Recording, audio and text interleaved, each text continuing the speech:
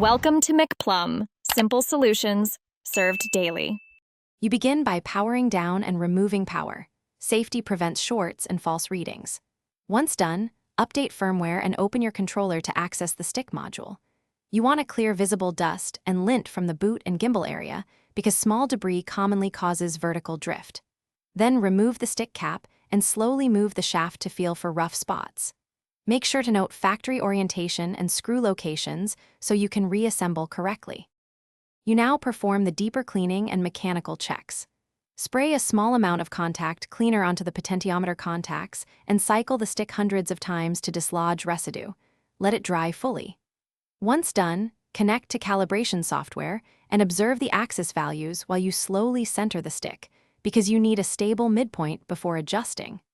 If the center jumps or resists, replace the gimbal springs or the entire stick module. Worn mechanics are a common cause of persistent vertical drift.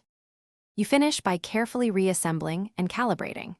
Make sure screws sit evenly so the gimbal isn't tilted, then power up and run the calibration routine while holding the stick at rest to lock the midpoint.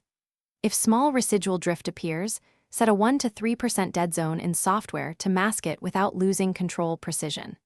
If drift continues after cleaning and a module swap, check solder joints or connectors for cracks. Reflow or replace the module before purchasing a whole new controller.